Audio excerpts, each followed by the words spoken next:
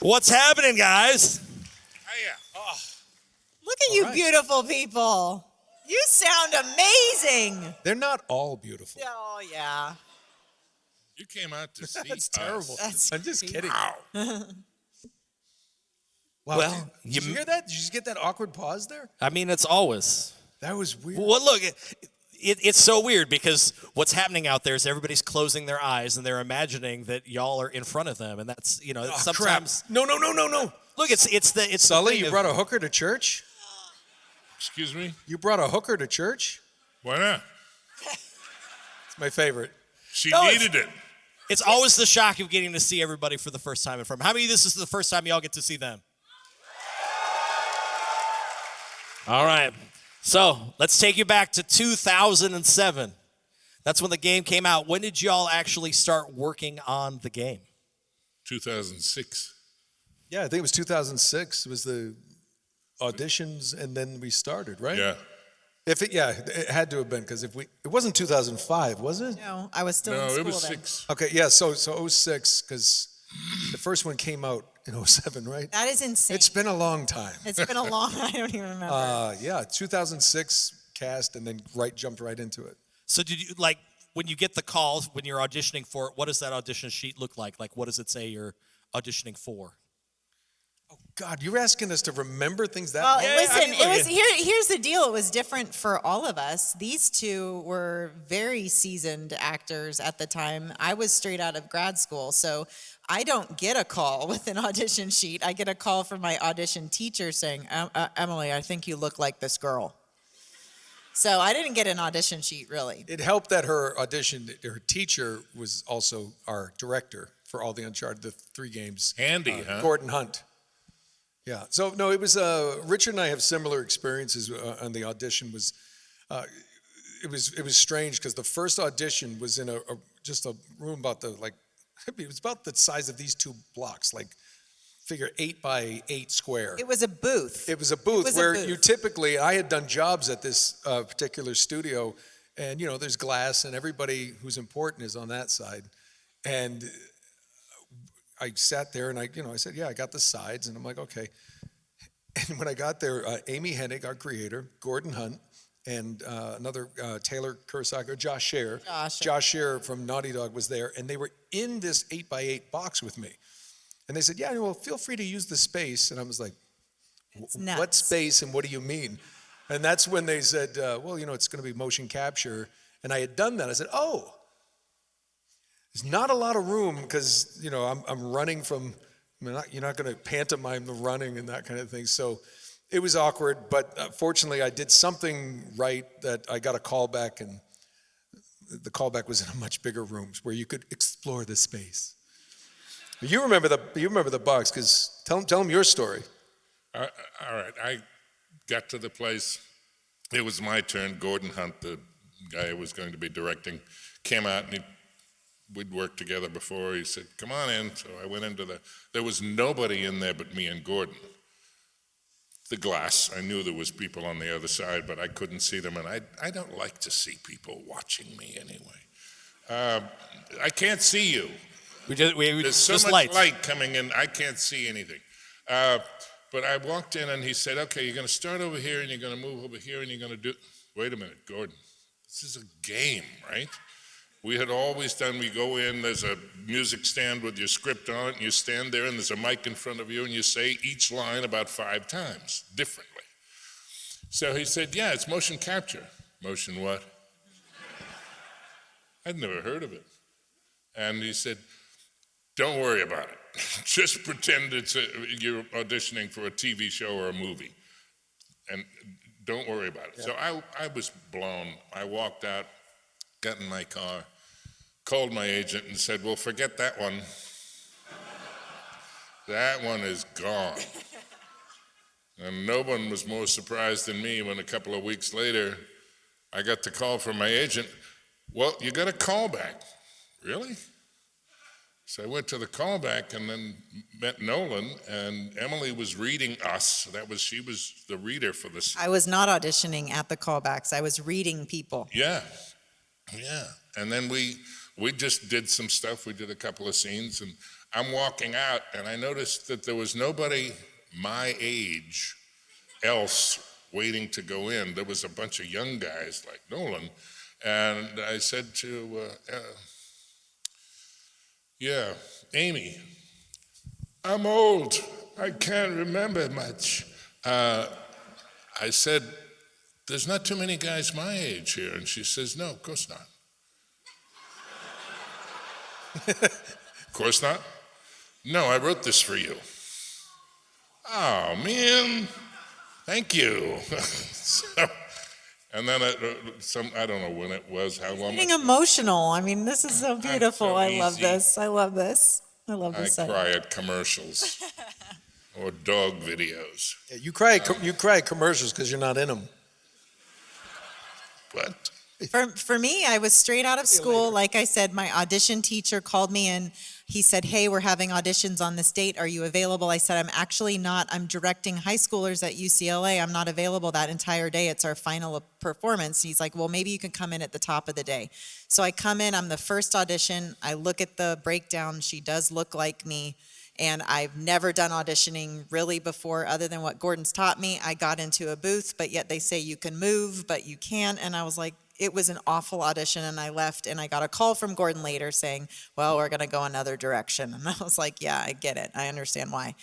He goes, but Emily, I would really love it if you would come, and would you be the reader opposite everybody coming in? I think it would be a really good opportunity for you to watch how everybody's auditioning and see, you know, what's expected and what they're doing, and just to get comfortable in the room. I said, 100, I will be there, whatever you need, Gordon. So I went to the callbacks, and I was the reader opposite all the guys coming in, and I also got to see all the other Elenas coming in, and it clicked. I was like, oh, I'm allowed to breathe. I'm allowed to move. I'm allowed to interact like this. This is amazing. And then you can see it online, but I read across from Nolan, and it was immediate playing with like your best friend in the sandbox. It was awesome. Yeah, it was great. She was great. I thought she was I was like, oh, this must be their Elena choice. So I was like, better impress her. It worked. Whatever. So at the end, they just said, hey, would you want to read for this again? I said, yes, please. And they said, you can go outside and prepare. And I'm like, oh. Went outside, went into the atrium, looked at my lines, which I knew very well by that point. Yeah. Came back in, and then found out later that got hired for it. Yeah. The rest is history. Yeah, literally.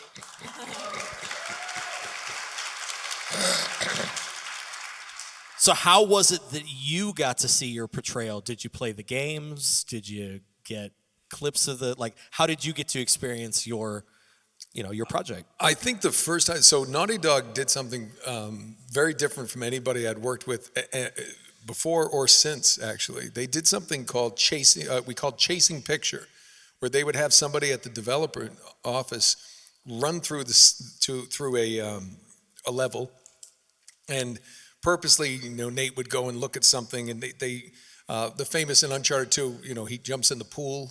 This is the best example, what we would do is there would be some lines where like, over this way, hey, over here, but then we would watch it and be able to ad lib.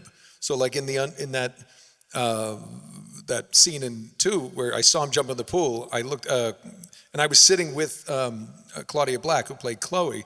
And I said, hey, check it out, Marco. And she's like, I'm not going to say it. I'm like, nah, come on, Marco. She goes, Polo. And that whole thing, that ad lib ends up in the game. There's times when he's climbing up a ladder. I'm like, you got a great ass, Sully. That was my 8-year-old brain. They would also give us, though, not at the beginning. I think at the beginning we didn't really know what it was going to become. But later, as it was going along, I remember they would slide us, DVDs and say, hey, if you want, here's the cut scenes of everything from the first so that you can catch up and watch it like a movie. Because if you weren't playing it, you didn't know how everything was. And then my kid played it, and I got to watch myself die in my own house. Many times. Over and over and over again. You think it was on purpose? Some days. Absolutely. Because actually, when Uncharted 3, I'll tell you real quick, I'll be brief, but Uncharted 3, if you remember when Nate dies, you'd hear like Sully, Nate, no, or Elena, Nate, and then, Remember that? So our house that we lived in had like these stone floors, and they played in like the living room, and like was echoing throughout the house so bad that I went to a Best Buy and I got his first headphones. He was like, "Oh, thanks. Yeah, I love you so much." It was just so I didn't have to hear myself die in my own home over and over. Well, that's what I say to my now 13-year-old, who didn't understand for a long time why I wouldn't let him play it for a while. And it was because I said, listen, everybody else can play it, but they're not necessarily listening to their mother running through the woods, screaming or attacking or shooting or being shot at. They don't have to deal with that experience. You do. You actually do. I bet they don't misbehave anymore. True. Elena will whoop some ass. So you all have very different origin stories for your career, but there's one that you share in common. How did you, what gig got you your SAG-AFTRA card? Well, my first job was a soap opera, and that was no SAG-AFTRA, it was AFTRA.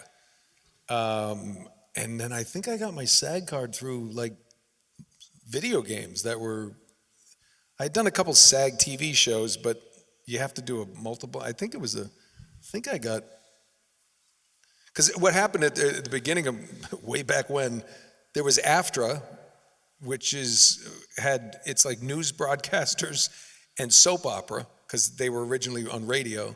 So that was an AFTRA job, and then primetime TV and films were SAG. So, and then games could be AFTRA or SAG, and then it was a big mess, especially with healthcare. You were like, which do I use? And then they merged. So I don't know. It's been a while. My first thing that I got, what's called Taft-Hartley, and got was actually writing. It's not too shabby. It was, I got sent to Vegas, I think it was Vegas or it was Nevada, but I got to ride on the back of a motorcycle with Simon Baker. That was not a hard job. And that was my first on-screen camera job where I got to be a waitress and flirt with Simon Baker and ride a motorcycle and get my SAG card. I did that too, but not on camera. Yeah. Okay, it's my turn. I started out in the theater, and that was what I wanted to be. I wanted to be a theater actor. I wasn't going to do television, movies. No, I'm going to be a serious actor. That worked well.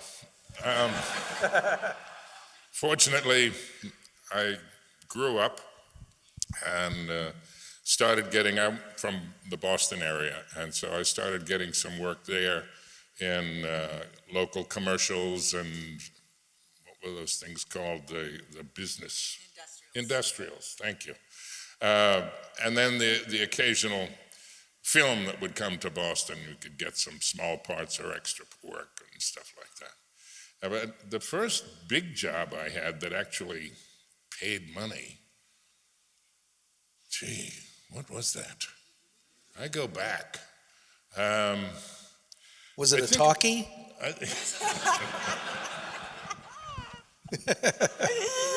Was it a silent film? Silent. He's the little boy in Laurel and Hardy. A lot of posing. Yes, exactly. No, I think it was when I was in New York.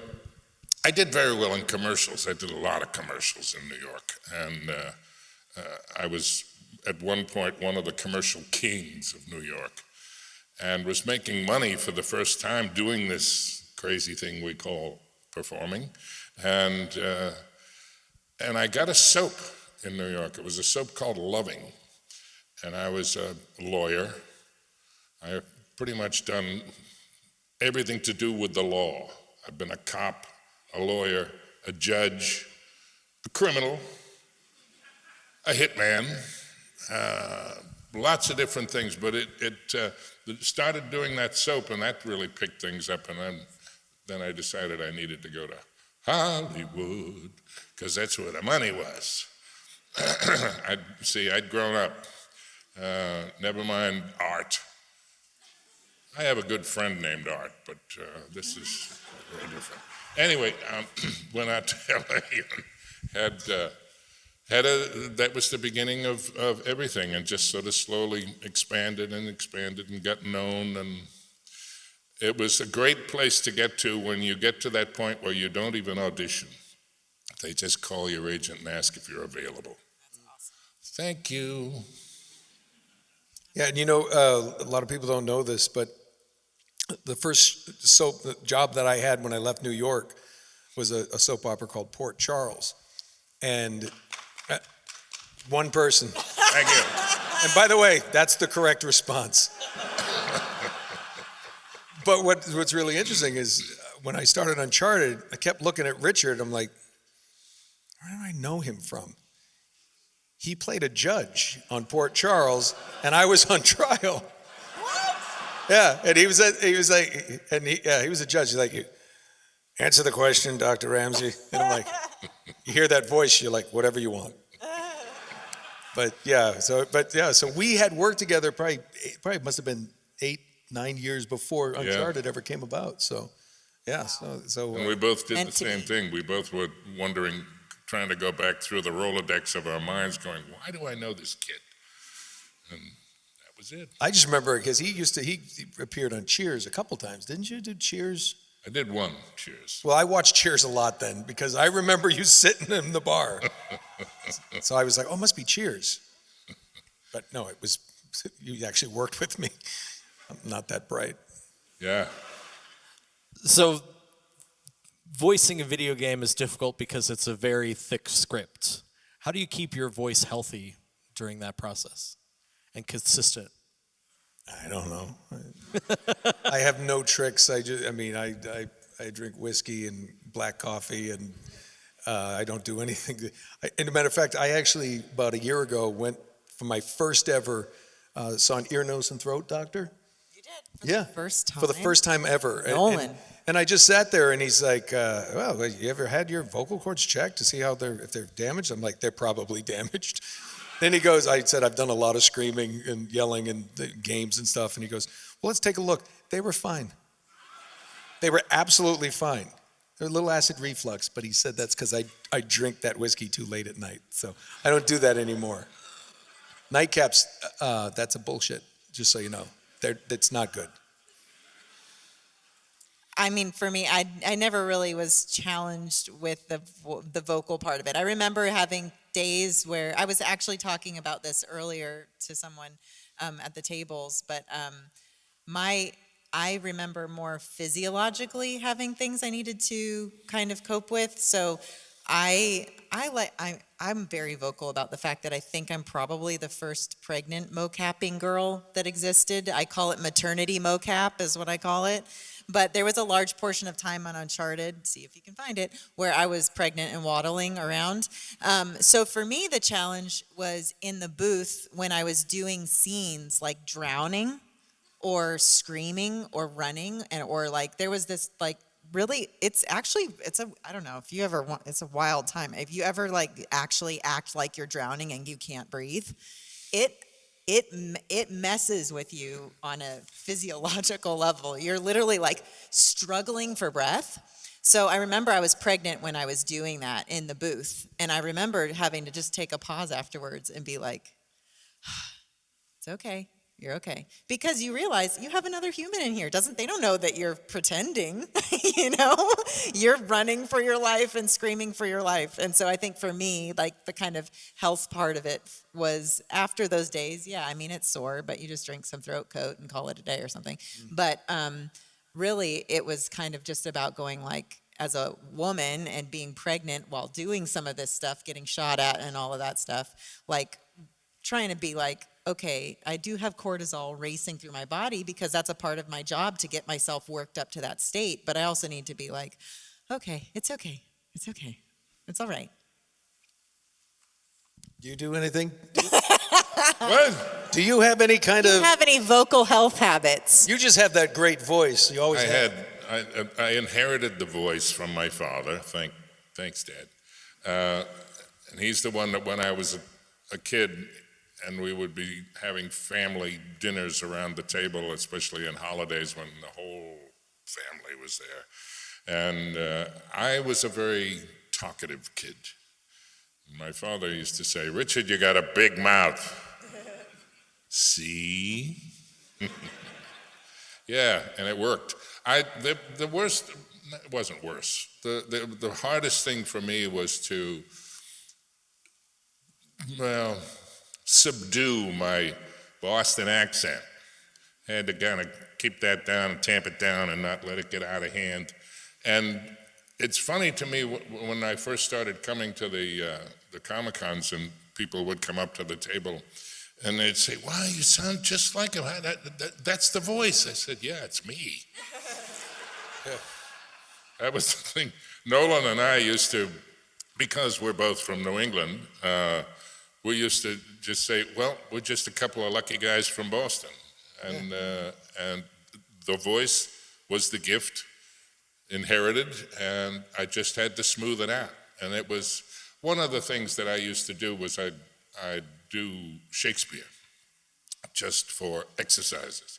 Because in LA, I was doing so much TV, particularly as judges and lawyers, where I'd just be spouting all this legalese, and my brain was turning to mush.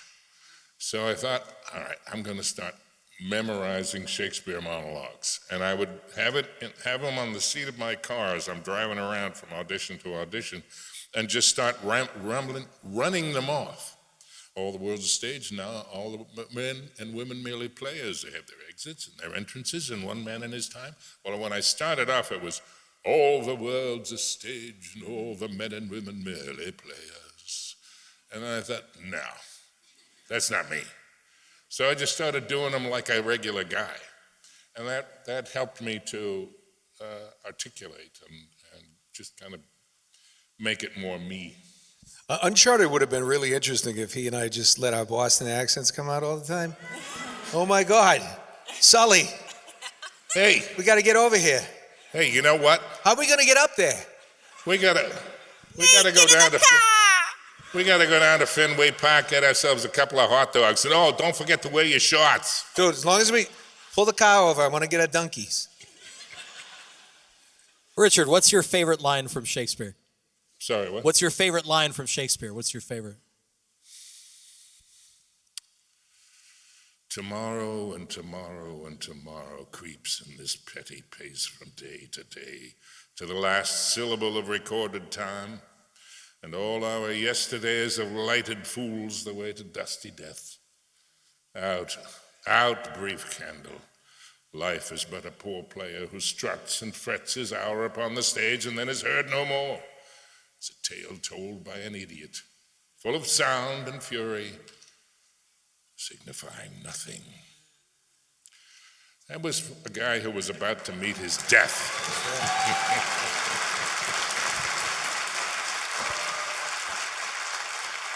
Thank you. I haven't done that in a while. You don't get paid. All right, this way, if you want to step up to the microphones, we're going to go to the audience for some questions. It looks like we got a Ghost Rider over here. It looks like he's ready to go. Oh, nice. Ooh. Nice. So that's what that was. I saw those red dots. I was wondering, is that a camera?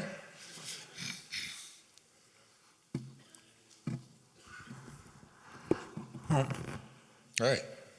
In playing the character for so long, there's like stretches of life in between the game that your characters get more responsible in order to first like maintain their marriage and then to become a parent. Like, could you talk about how you present, and especially in your voice, the difference between the Nate that would go anywhere for a buck in the first game to that last scene where you're trying to chastise your daughter for misbehaving, even no matter how much Nate has done? Yeah, the great thing about these characters is they're the very few game characters that were allowed to age with the actors. It's not. Mario doesn't get older. Lara Croft didn't. But Nate matured. She's going to get onto me. like I matured. Just a little bit. No, but we, and the thing is, we did these games over 10 years. And, it's like 2 years per game. And, there was a big break between 3 and 4, obviously, but we knew each other so well that like we were walking here to this panel, and she's all kind of amped up. I'm like, did somebody give you chocolate? She says, oh, you remember that? You gave her chocolate on set? Oh, the day's ruined. She's just bouncing off the walls. She could have like 8 espressos, fine. You give her a little Hershey's Kiss, and she's like, so I think that there's something about, first of all, the great writing from Amy Hennig. And we got to play such, yes, absolutely. She had such great writing, and then as the game went on, she wrote to our voices, and the characters are very much who we are. I've never killed anyone and been caught, but I think that the maturity that you see in those characters is just the stuff we had, because by then I was a parent. She became a parent. We grew together as actors and characters at the same time. So it didn't take any heavy lifting, in my opinion. It just was. We got to just. It was one of the most fortuitous jobs I've ever had, because we were allowed to be ourselves, which is what good acting in film or television or anything. I think I got better as an actor because I was like, oh, I can just play me as whatever I'm doing. I remember you talking about, Richard and I have another thing in common. I haven't played a judge yet, but I've played enough lawyers on television that I could have a law degree. And lawyers, cops, things like that. And I think, I remember one audition that I did. It was if anybody's an actor, it's one of the biggest lessons I learned. I went in there, I nailed it. Call back, nailed it. I'm getting this job. Didn't get the job. And I couldn't figure it out. And I went back to a coach that I was working with, and I said, I want to run this again. See, what did I miss? And he watched it, and he said, do it again. We did it again. He goes, I think I know what it is. He said, you're playing Brad, the lawyer, when you should play Nolan, the lawyer, who happens to be named Brad. And it's a small distinction, but it's like, nobody can, don't try to play a character. Play you in the scene as that character. It's simple, but it's hard to have the confidence until Uncharted came, for me, until Uncharted came along, where I was allowed for 10 years to go, no, you're enough, do that, do that, under these circumstances. So, and if you played the game, you know what I would look like in real life running from bullets. That's that mocap, you're running, and it really freed me up, and I think it was pretty special. Amy used to laugh at my running away from bullets. She used to make fun of it so much. She's like, Emily, go and run. I was like, what is that supposed to mean? She's like, go run. That's not as embarrassing the time we had to jump across like this little chasm, and she's like, we'll have a stunt guy do that. Because, the stunt guy jumps and does that whole thing like that. I'm going, it was pathetic.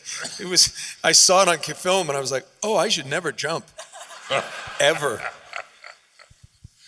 How often did you get to film together? Oh, all the time. How often I'm sorry. Like sometimes when they're filming, when they're recording these, you're in a booth by yourself. But how often were you all in the? Oh, well, that was the great part about it, is that we would have a rehearsal day around the table, right? And then we would go onto essentially like what these gray carpet squares are, like an entire room full of this gray stuff and all of the rigging all the way around. We'd go in and we would work the scene just like it was like a theater rehearsal, just in our clothes, whatever it was from the day. And we'd be familiarized with, okay, this is the truck you're going to be hopping into. This is, the chasm you're going to be jumping. This is the thing you're going to be lifting. And then you'd go home and you'd look at stuff, and then you'd come up the next morning, and then they would put you in all of the suits and make sure you're rigged and calibrated well for all of the cameras that are all around you, and then you would begin the day and you would shoot and you would work together. Yeah, So and we recorded the audio on the stage. on the stage. Yeah. So there were more mocap days doing like actual physical acting than there were days sitting in a booth. They did find, though, that later on, like the first one, obviously we all learned so much as we went along. The first one, did have individual days, but I do remember the day where or I remember them saying, hey, we're going to try a new thing where we do put you all next to each other and we're going to isolate, you can chase picture in the booth together, but that was great because that allowed for that, all of those improv moments and the freedom to even do more there like that. So what kind of big changes from 2007, game 1, to 2017, the last game? To the last game? Yeah. I think my best example is Emily and I had in the first game, jump into the Jeep, Eddie Raja's chasing us.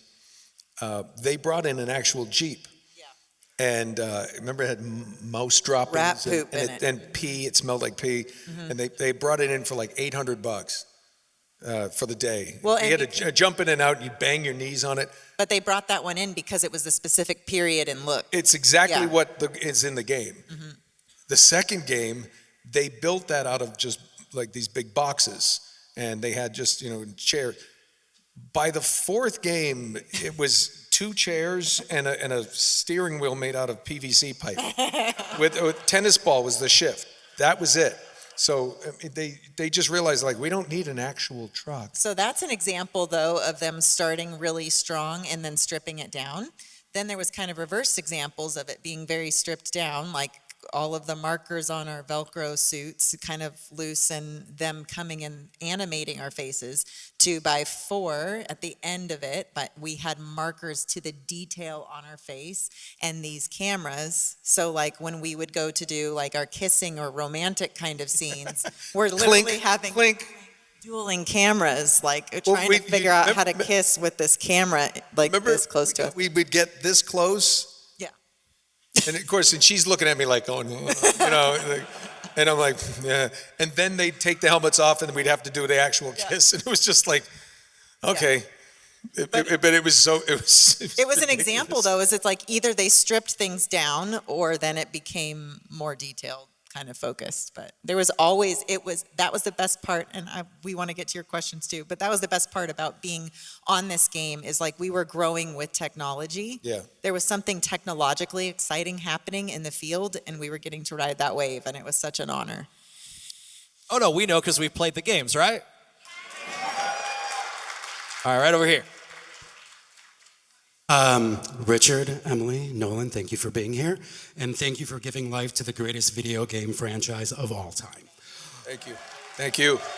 My question is for Richard. I'd love to take you back to the volume when sometimes you'd have to fill in as a different character. I would love to see the face that you made as the guard that made everyone have to break early for lunch. You know about this? Oh, yeah. Oh, this is my favorite. I don't know if I can do it. Hold on. Do you mind if I set this up? Absolutely. So just so everybody understands, we would have to, if there's only a few people on the set, so when there's, somebody's chasing Elena, it might be me as the guard. And I used to do this weird limp. I said, yeah, like he's got a wooden leg. And so if you ever see a guy kind of hobbling down, that's me. And it was Graham McTavish. It was this big scene. Everybody was there. Emily and Claudia and Robin Atkin Downs, and everybody's there. And it was like, it's when the actors like, Graham's character, Cutter, had been drugged. And Talbot says, shoot him. And what we did this side of this ridge, and then we would go over and we'd be like the guards on the other side. And Graham and I were on this one side, he's like, shoot him, and I have to look at him. And Graham just looked over, and we looked over, and Richard was, you want to get like a different physical, if Sully was like this, you want to kind of get a different physical signature so they know it's not you. And we just looked over at Richard. He was holding a gun going, that face. Graham and I still, Graham just went, and I saw the face. We had to break for lunch. We could not, he's like, I just wanted to look different. It was It's one of my favorite things. He looked terrifying. But talk about committing to the character. Give me it again. Go again, Richard, go again. It's like a rabbit. It's like a rabid basset hound. That's the thing, but that happened every day. We had so much fun in between. You have no idea. It was just the best. It's the best face. Sure. So when it came to Naughty Dog, they had a track record up until Uncharted where you had Crash Bandicoot 1, 2, 3, and then Crash Team Racing. And then you had Jak and Daxter, which was Jak 1, 2, 3, Jak Combat Racing. Then there was a period where people were speculating Uncharted 1, 2, 3. Was there ever a point where you were approached about an Uncharted racing game? It was a big thing, so I was just curious if there was ever an insight on that. That's a great idea. No, it's a great idea. I'm in. Do it. I mean, yeah. I mean, then I just, well, what if there was a Uncharted racing game? Yes, 100%. Brilliant idea. What would you drive? 1949 Chevy pickup truck. Elevated rear end, I would lowered drive. front. Sorry. I would drive one of those cargo canvas semi trucks that she always hopped in, and I would just bounce everybody out Is of the way. that what you would drive, or was that what Elena would? Yes. Stick shift, baby. I think Nate would be in a souped In a up. Honda Civic. Yeah. Two-door, the coupe. Souped up. Coupe. With trumpet Tinted pipes. windows. Kia Sorrento. AMC Pacer. The mystery van from Scooby-Doo. I think he would have like one of those vintage Land Cruisers. Remember the one that we were in Jordan? Those Okay. those old Yes, beat up yes, ones. Yes. It would have a lot of dents, for sure. I love that idea.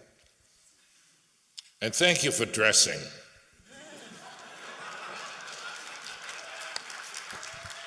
Okay, so one of my favorite things about the Uncharted franchise is that even from the first game, you always hear this history of Sully and Nate, and then these random characters will show up, and you can tell they have this history. You never ever really see that history, at least with, say, Nate and Sully, you see it in 3, but you always hear about these different jobs, about these different things. Between that and also all the, after Nate's retirement, all the different characters going off doing their own thing, if there was ever going to be an Uncharted 5, I'm curious on what each of you would want to see out of that, whether it be past characters, like the different jobs we hear about, or if it would be something completely new. I'd have a racing game. I just thought of it. I don't know. What do you guys think? I always have answered that I would just really love to see them. I always love the moments where the two of them have this tension about, do they take on this thing? Do they do this thing? So I would really just love to see the version of them that is kind of gotten comfortable in a lot of senses, deciding to just throw over that table and be like, we got to do this, we're out. And then the pleasure and the enjoyment that comes in getting on that bike again. I have no idea. I always relied on Amy Hennig to come up with great stuff. And I never had any particular desire to do anything specific outside of what she gave us, because it was all so good. I mean, one of the things that she used to do was she would listen to us. We were mic'd all the time. Now, they were supposed to shut the mics off when we weren't in the scene. They didn't always. And Amy was listening. And I, having a very colorful past, used to tell a lot of my old Navy stories. And she made notes. And sure enough, the next time we got together, they were in the script. That's where... She's the original Google. Sweat. Always listening. That's where sweating like a hooker in church was. It just came out of me once. Because I was on a ship with a lot of boys from the South, and there was one guy who had some of the greatest expressions, and one of them was, "Oh, damn, I'm sweating like a hooker in church." Well, that came out one day, and Amy said, "Oh, that was great, but we can't say hooker. Got anything else?" "No, you can't say whore. It was sweating like a whore in church," was the original line. And she said, "We can't say whore." And I said, "Hooker? We can say that." What's something that you took from your experience on the Uncharted series that has helped you in your career? Money.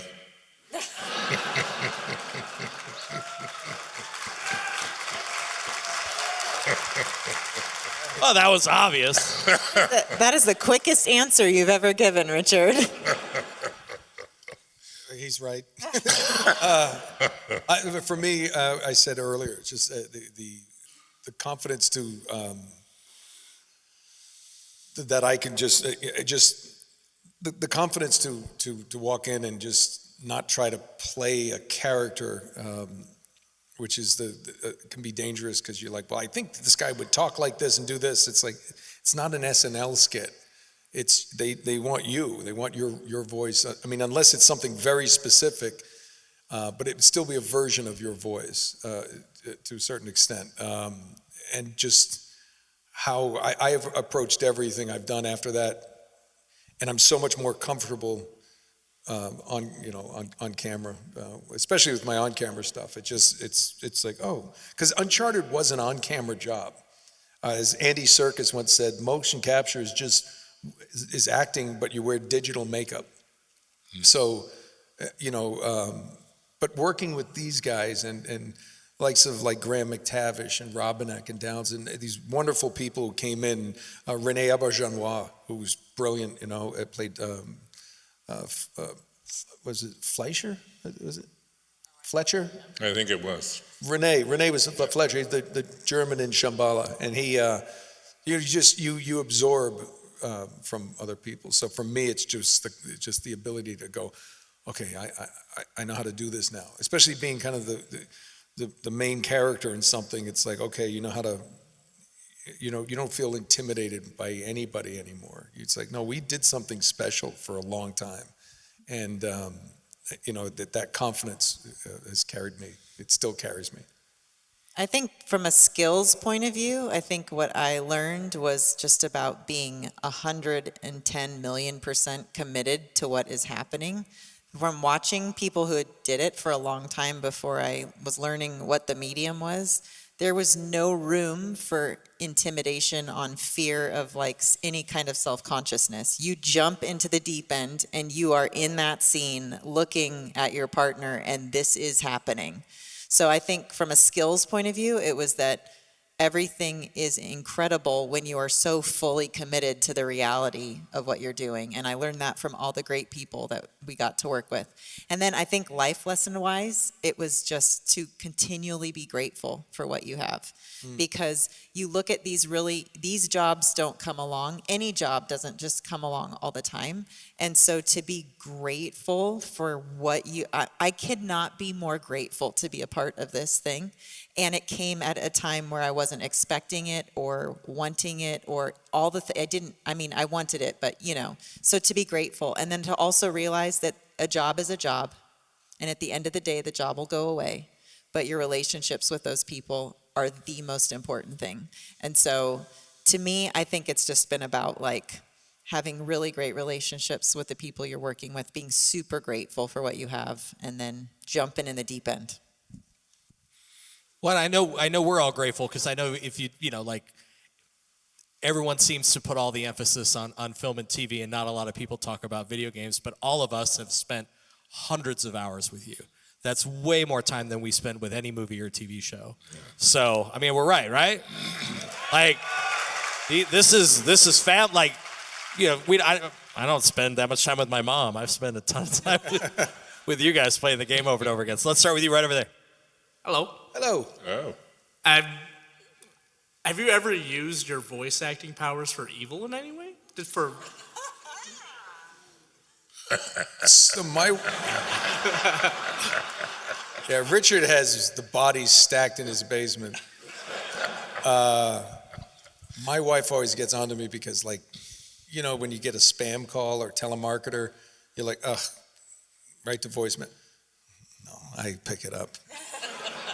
I'm like, hello, hey. Oh, I had one guy, I do it. She's like, what are you doing? I'm like, oh, that sounds great. Oh, and I just let them do their spiel, and I'm watching TV. Yes, that's great. And then at the end, he said, oh, I'd love to. Yeah, a credit card? Oh, no, my parents won't give me credit cards. No, I'm 37. No, I can't have credit cards. I do bad things. Have you ever done bad things? You know, and then he's like, and then all of a sudden, like, Eric, disconnect the call. If you can get a telemarketer to hang up on you, oh, it's so great. I do it all the time. It's my little thing. Sometimes I'll answer like, hello, you know, I'll do the penguin. You know, it's sometimes it's just this old woman, I don't know. You know, it's just too kind. You know, one time I did, one of my favorite characters is Rob Paulson's Carl Weezer. So I did the whole thing like this. Really? How much does it cost? Oh, that's not that bad. I can afford that. You know, I just do stupid shit. It makes me happy. So if that's evil, yeah, I do that a lot. Define evil. I answered one time when I kept getting this call coming through from a number I didn't recognize. So I just got tired of letting it go to voicemail, and I said, I'm going to have a little fun. Yeah. Hello. Can I help you? Is this Richard McGonagle? No. Yeah. Eric, disconnect the call. Now.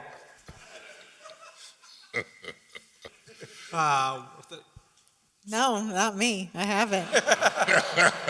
She's a Although normal I'm getting person. some ideas. This is kind of fun. She can't do evil.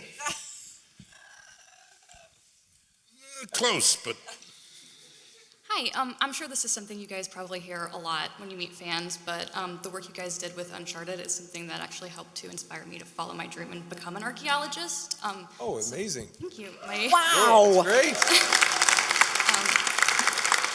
Thank you guys. My question for you guys is the same way that you have inspired so many of us to, you know, get into the fields of like archaeology and history, and even though a lot of the settings and things in the games are very liberal in their basis in archaeological It's fact, a game. Yes. It's a game. Has working on these kind of inspired that same interest in you guys, or was it something that you had from the start? I always have loved history.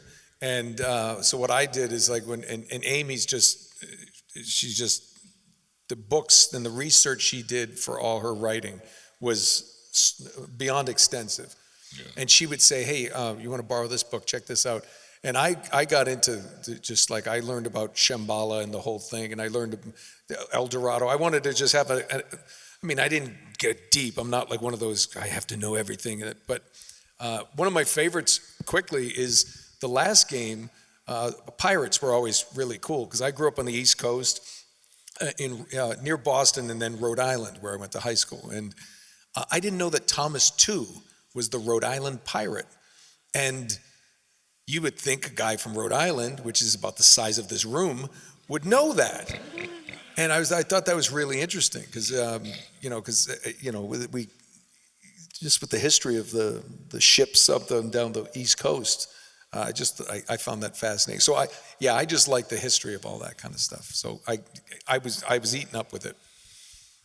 I didn't know we had anything to do with archaeology, did we? You didn't. I thought we were looking for gold. You just flew the plane. I love that you got into archaeology because of that. I love that. Thank you for sharing that with us. Seriously, that is amazing. I think that, yes, I've always loved history. I know, it's awesome. I've always loved history. If I get excited about something, I am down that rabbit hole. I have a big passion for it. It's something I do love. I think what I loved about Elena and what Amy did with Elena is she was kind of at the forefront of seeing that Elena was essentially this independent reporter YouTuber before that was even like a thing.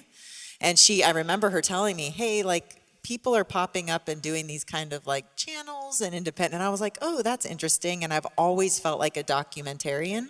Everywhere I go, I love documenting life. So that's the part that I resonated with and that I found kind of boosted things. But I have to admit, I'll be out places and I'll hear like something Drake, or I'll hear something in my ear, and I have to resist the urge to be like, yeah, I'm working a video game, and it was like, this was like the main part of the story, and this is like really cool to me. I just have to be quiet, but I really do love it.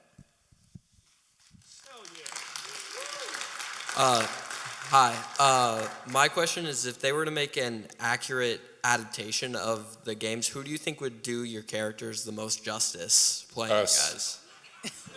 Yeah, Us. Not you. If it can't be me. Said an accurate adaptation. I know. So you didn't like the movie, did you?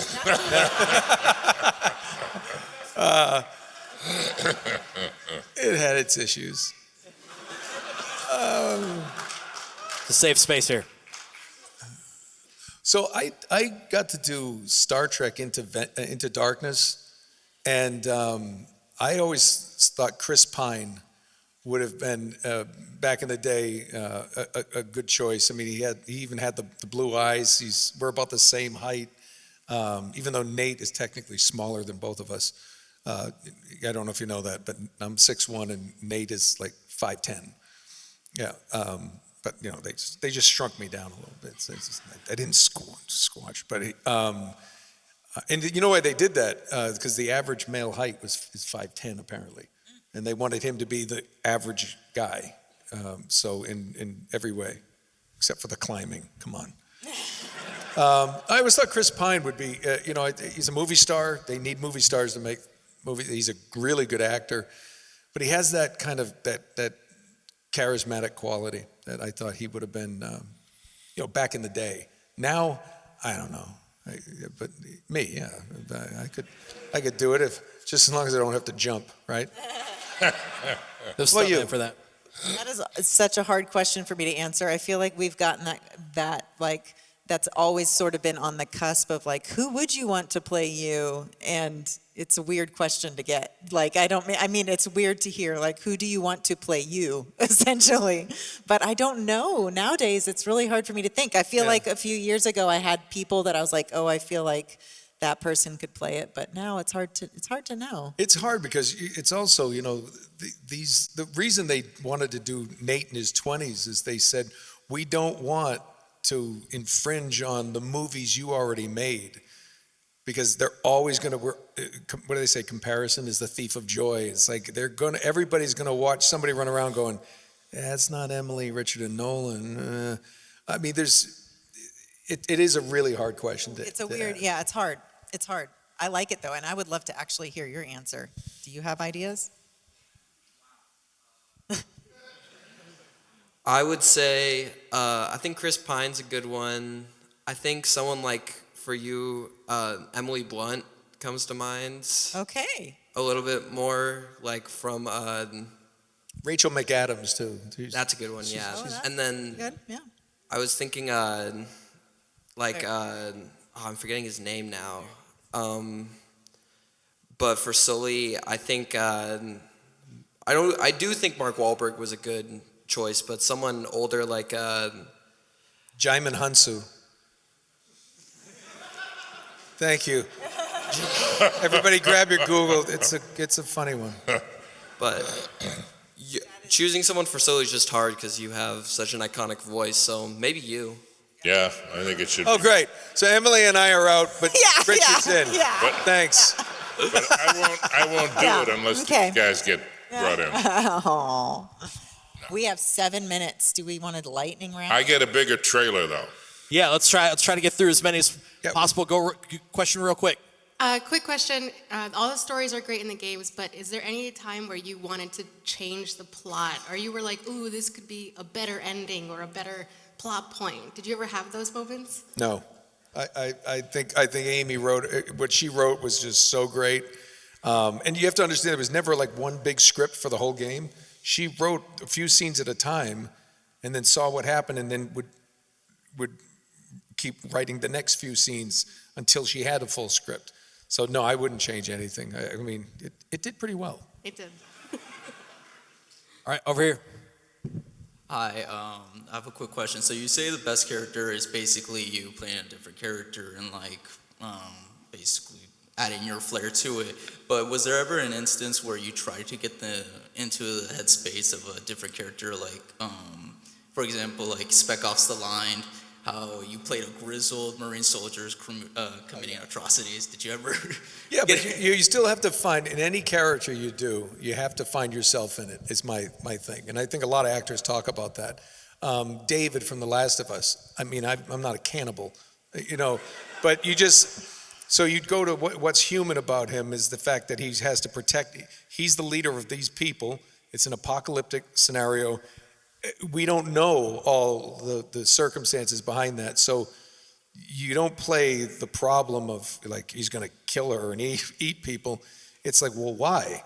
We run out of food. Things are scarce. It's probably not their first choice, but it just devolved into that. So he's a human being, and he had something at the beginning of that.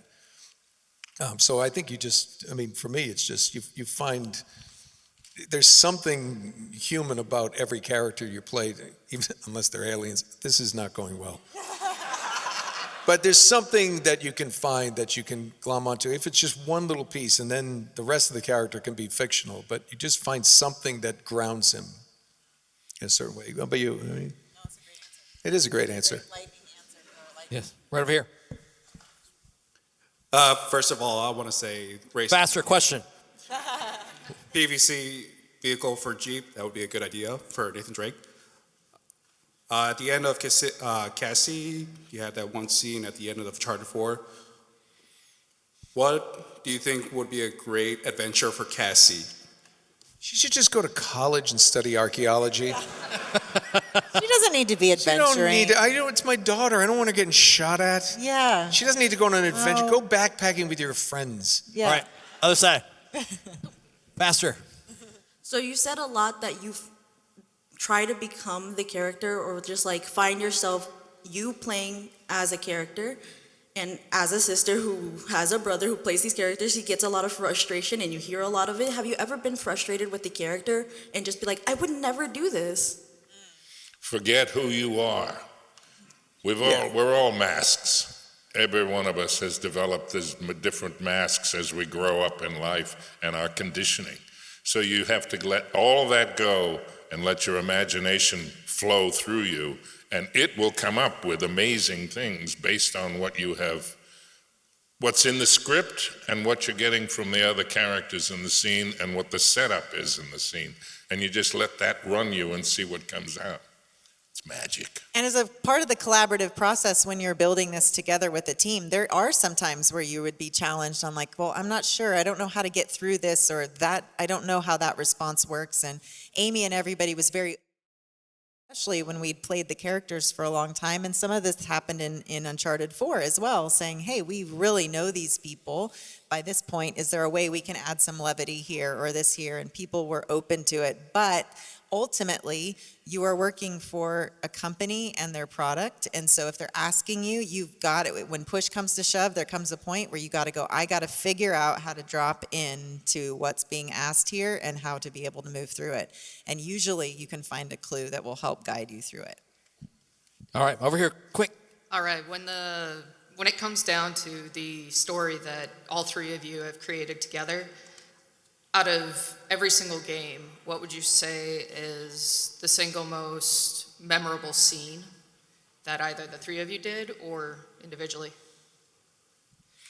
I have two quickly, is Uncharted 3, when I get off the boat, come up on the beach, and she tells me Sully's been taken, and we have that really sweet, peaceful moment on the couch. Remember that? I remember that. And then there was one, I think in 3 as well, where I said, come on, Sully, we got to go. And he has to rest. He goes, kid, I'm not as young as I used to be. And it was the moments where the characters and all the adventure stop for a bit, gives everybody who's playing a little break, but you see the humanity of the characters, you know, and you really, that scene with Sully at the Jeep, if you remember that, it was just, this is my hero, this is my mentor, this is like my father that I never had, Sully, and we've done all this stuff, and it just was like time's catching up to us, you know. And it was that moment like this isn't going to last forever. That really resonated for me. In terms of all three of us, the one I will never forget was when we were getting into the plane on one, and the first time, and we're coming out of the water, and we get in, and Sully has the big door opening, and we're sitting there, and you're imagining, like, the way I imagined it, like, to see it was just, it was on point. I will never forget that for all three of us. There's so many with Nolan. The one where we got to improv at the end of 2, the ending, I just feel so proud of, and I'm so thankful that they let us run our mouths and write that, essentially. And then, obviously, at the end in 4, there was actually so many good relational scenes, and like the ones where we're just sitting there, exactly like what he said, I feel so proud of, and those ones I'm always like, oh, that's exact, like, I have all the feels for that scene, and I'm so excited that we got to send that out there. One of my favorites was the end, I think, of 3, where we're talking, and I'm giving you kind of a pep talk. We don't get to choose how we start out in this world. Real genius is what you do with the cards you're dealt. Yeah.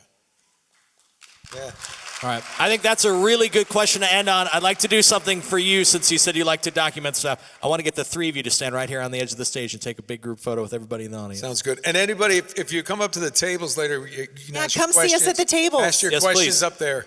Yeah. So Okay.